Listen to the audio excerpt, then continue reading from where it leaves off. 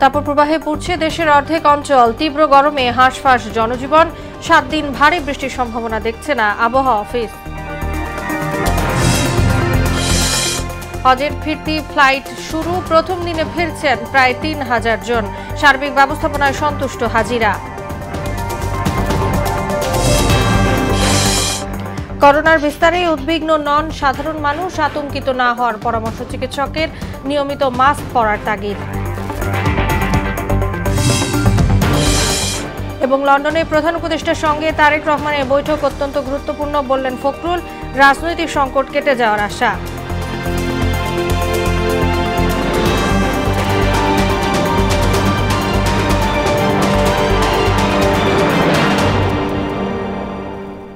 আসসালামু আলাইকুম, সবাইকে পবিত্র ঈদুল আজহার শুভেচ্ছা। মোহনা সংবাদে স্বাগত। শুনছিলেন শিরোনাম, সঙ্গে আছি তাসনুভা বিনতে তাহের।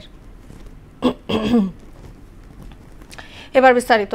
দেশের 36 জেলায় বইছে মৃদু তাপপ্রবাহ, যা কয়েকদিন অব্যাহত থাকবে।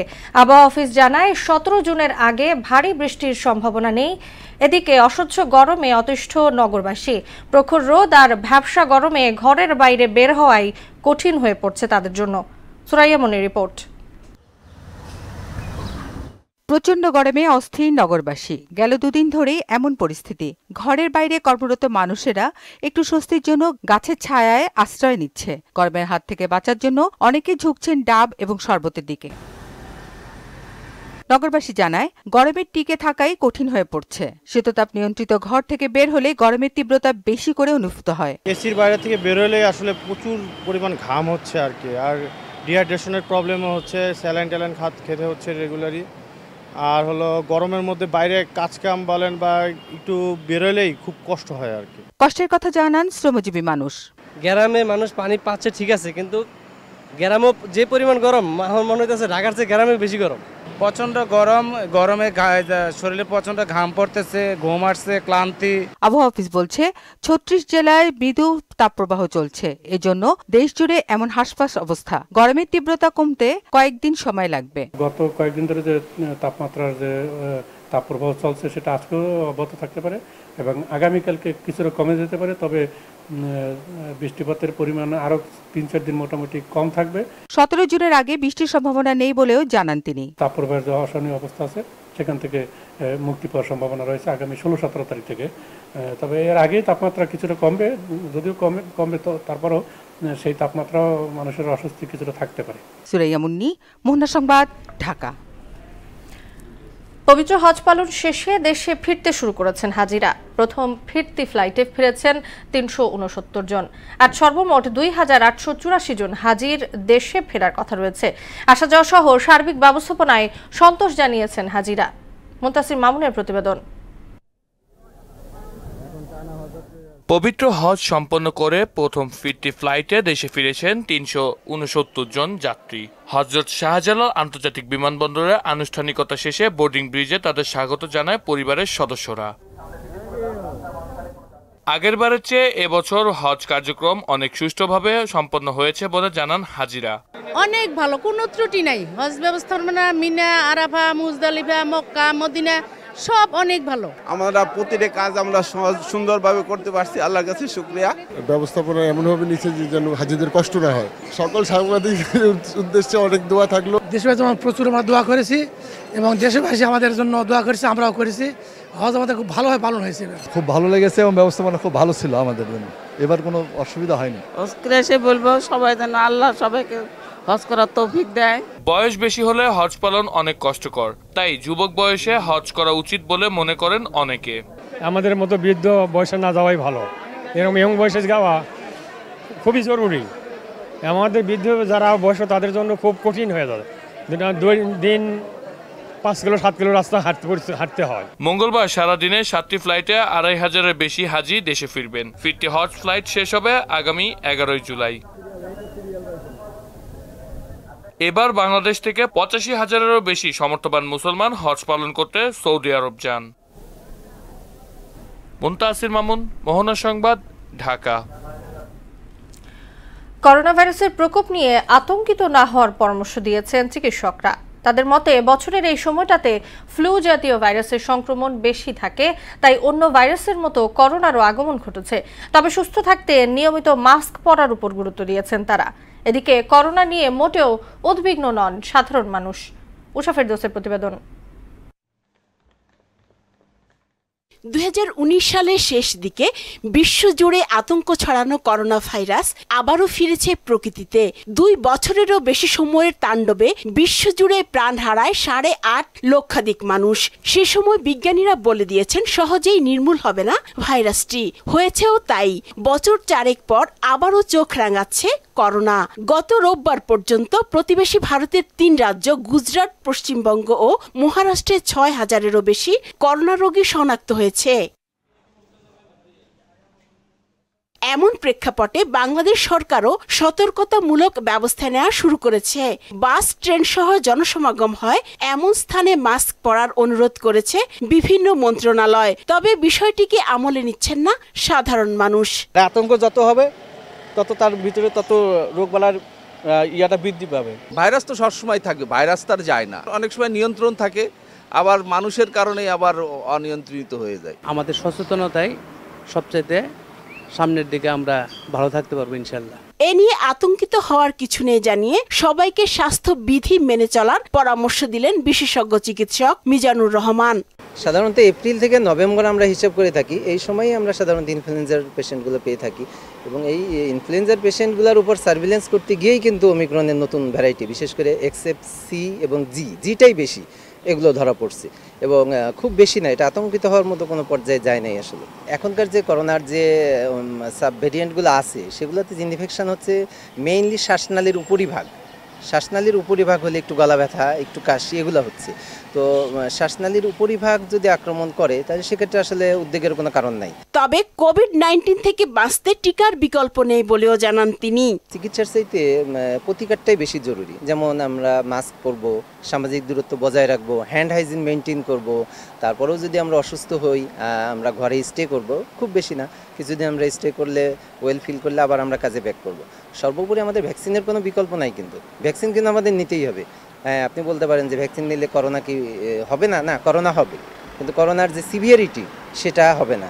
অধিকাংশ ভাইরাসেই সরাসরি কোনো ওষুধ নেই, তাই ভাইরাসের বিরুদ্ধে লড়াই করতে শরীরের রোগ প্রতিরোধ ক্ষমতা বাড়ানোর পরামর্শ দিয়েছেন ডাক্তার মিজান। উষা ফেরদৌস, মোহনা সংবাদ, ঢাকা। লন্ডন সফররত প্রধান উপদেষ্টা অধ্যাপক মোহাম্মদ ইউনূসের সঙ্গে সাক্ষাৎ করেছেন এয়ারবাসের এক্সিকিউটিভ ভাইস প্রেসিডেন্ট ওয়াউটার ভ্যান ওয়ার্শ। স্থানীয় সময় মঙ্গলবার লন্ডনে ডক্টর ইউনূসের সঙ্গে তার আবাসিক হোটেলে সাক্ষাৎ করেন ভ্যান ওয়ার্শ। এর আগে সকাল 7টার দিকে লন্ডনে পৌঁছান প্রধান উপদেষ্টা। 4 দিনের সফরে বাকিংহাম প্যালেসে ব্রিটিশ রাজা তৃতীয় চার্লসের সঙ্গে দেখা করবেন অধ্যাপক ইউনূস।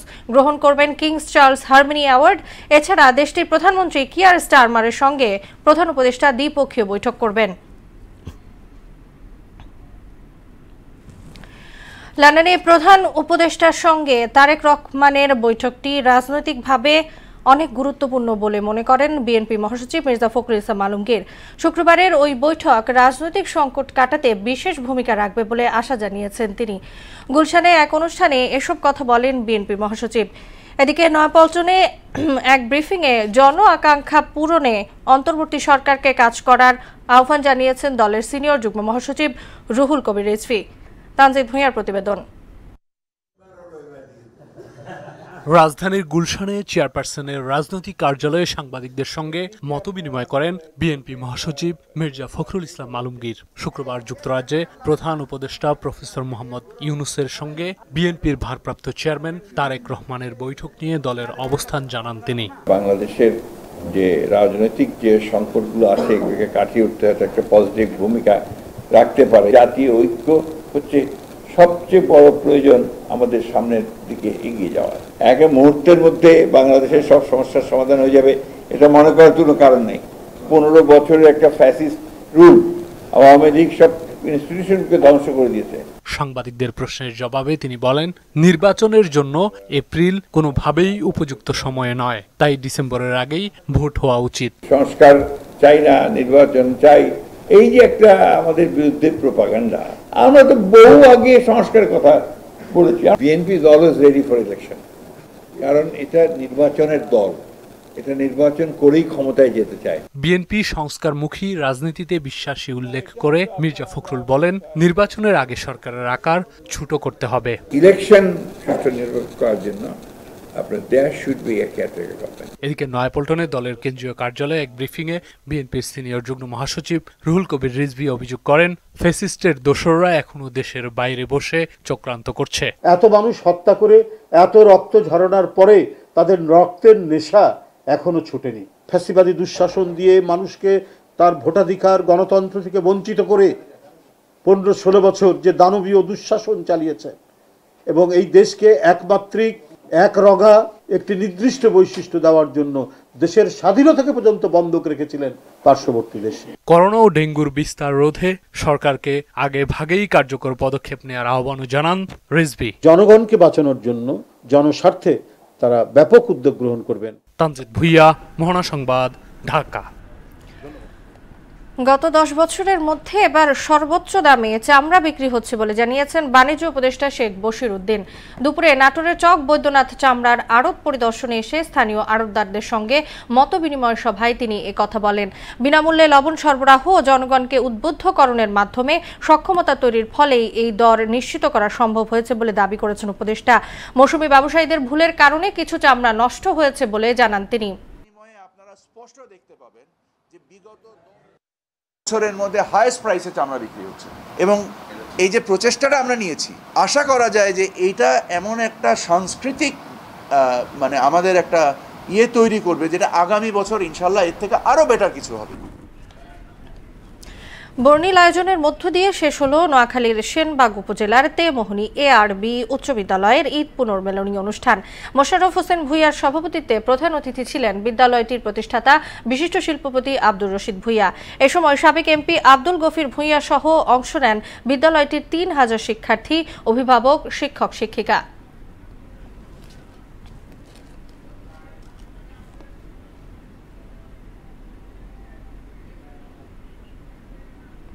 আন্তর্জাতিক প্রসঙ্গ।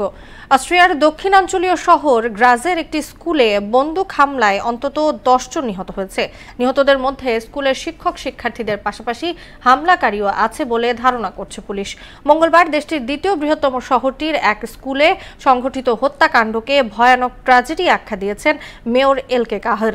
স্থানীয় গণমাধ্যম বলছে সকাল 10টার দিকে প্রথম গোলাগুলির শব্দ শোনা যায়। প্রায় 1 ঘন্টা 2টি শ্রেণীকক্ষে তাণ্ডব চালায় বন্দুকধারী। এরপর সেখানে পুলিশ উপস্থিত হয়। শেষ করব মোহনা সংবাদ। যাবার আগে শিরোনামগুলো জানিয়ে দিচ্ছি আরো একবার।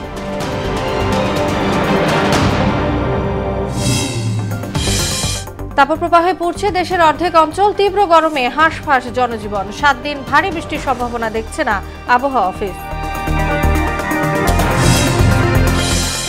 হজের ফিরতি ফ্লাইট শুরু। প্রথম দিনে ফিরছেন প্রায় 3000 জন। সার্বিক ব্যবস্থাপনায় সন্তুষ্ট হাজিরা।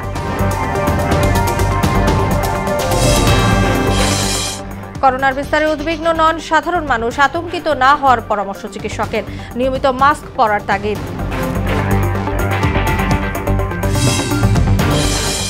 এবং লন্ডনের প্রধান উপদেষ্টার সঙ্গে তারেক রহমানের বৈঠক অত্যন্ত গুরুত্বপূর্ণ বললেন ফখরুল। রাজনৈতিক সংকট কেটে যাওয়ার আশা।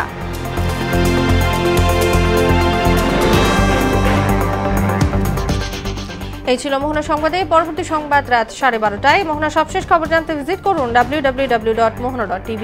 সংবাদ দেখতে পান ফেসবুক ও ইউটিউবেও। এতক্ষণ সঙ্গে থাকার জন্য সবাইকে ধন্যবাদ।